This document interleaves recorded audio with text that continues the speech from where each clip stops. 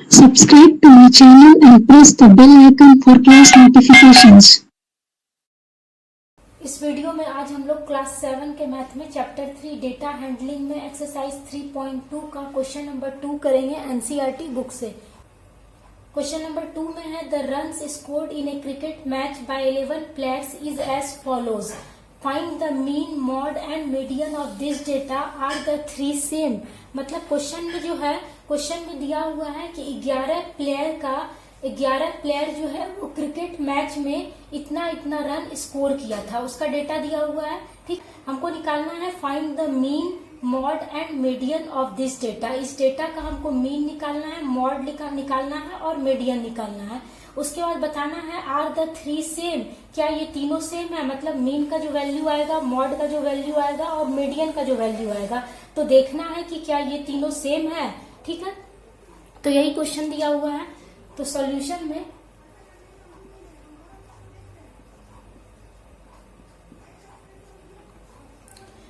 में सबसे पहले हम लोग क्या निकालेंगे, मीन निकालेंगे। ठीक है, मीन निकालना है तो डेटा दिया हुआ है, मेरा डेटा है 6, 15, 120, 50, 100, 80, 10, 15, 8, 10, 15।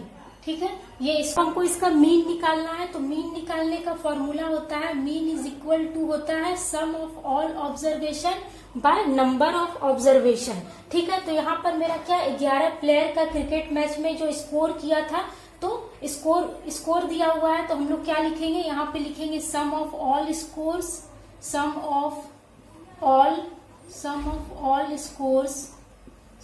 All scores divided by total number of player,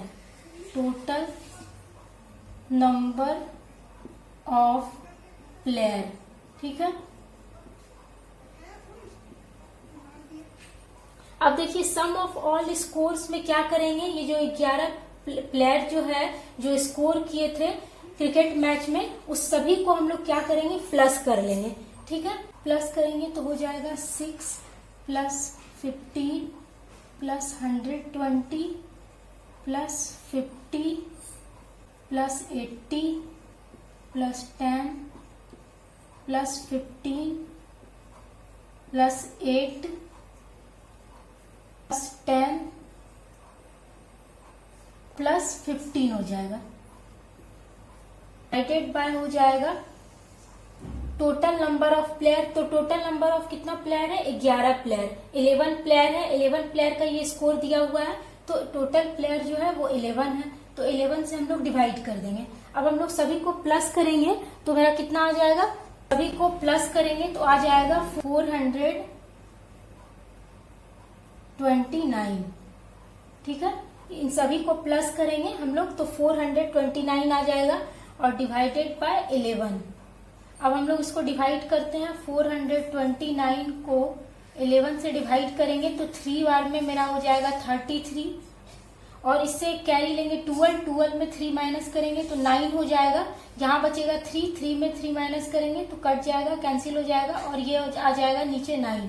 फिर 9 से हम लोग करेंगे तो हो जाएगा 11 9 जा 99, तो ये कैंसिल हो जाएगा, यानी 39 आ जाएगा। तो मीन जो हो जाएगा वो हो जाएगा 39। ठीक है, मीन मेरा आ गया 39। को निकालना है मॉड निकालना है। तो मॉड निकालने के लिए सबसे पहले तो हम लोग इस डेटा को अरेंज करेंगे असेंडिंग ऑर्डर में। ठीक है, मीन के लिए हमको इसको असेंडिंग ऑर्डर में अरेंज करना जरूरी नहीं था, लेकिन मॉड और मीडियन निकालने के लिए सबसे पहले डेटा को हम लोग अरेंज करेंगे असेंडिंग ऑर्डर में। ठीक है, तो हम लोग इसको अरेंज करते हैं असेंडिंग ऑर्डर में, तो लिखेंगे arranging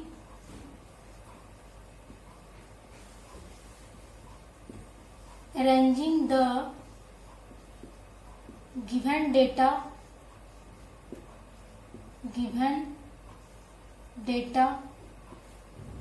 in ascending order।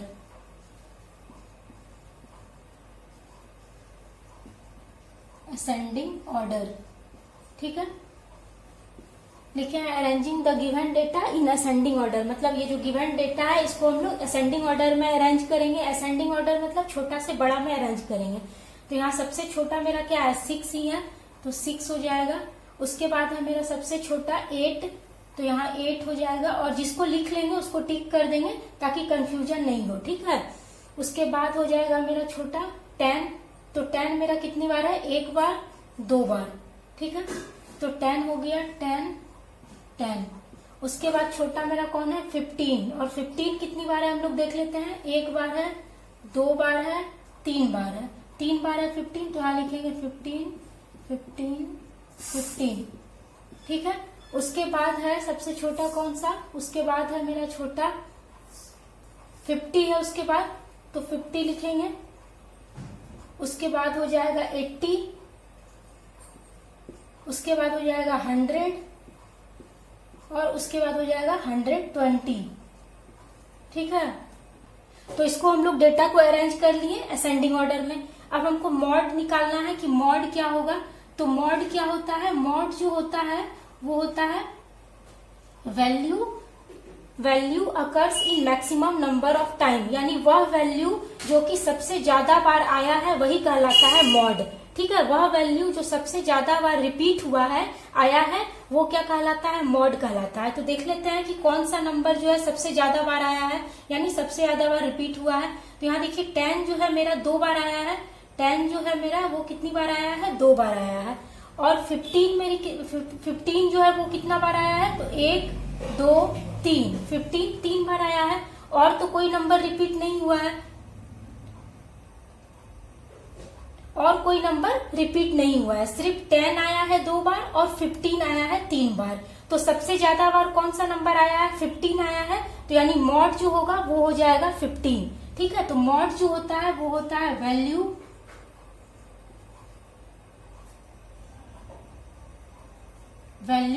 Which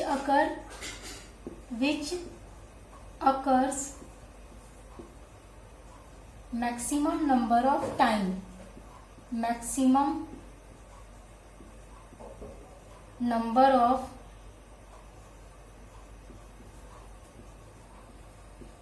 of time, ठीक है। Value which occurs maximum number of time, जो सबसे ज्यादा बार आता है वैल्यू वही कहलाता है मॉड। तो यहाँ सबसे ज्यादा बार आया है 15, 10 मेरा 2 बार आया है और 15 3 बार आया है, और कोई नंबर मेरा रिपीट नहीं हुआ है। तो सबसे ज्यादा बार 15 आया है, इसलिए 15 हो जाएगा मॉड, ठीक है। मॉड हो गया 15। अब हमको क्या निकालना है, अब हमको निकालना है मीडियन हमको निकालना है। तो मीडियन क्या होता है, मीडियन जो होता है वो होता है मिडिल ऑफ द ऑब्जर्वेशन, यानी कि जो इस डेटा में जो बीच का नंबर होगा वही कहलाएगा मीडियन, ठीक है। तो मीडियन इज इक्वल टू होगा मिडिल, इक्वल टू हो जाएगा middle value in the given data,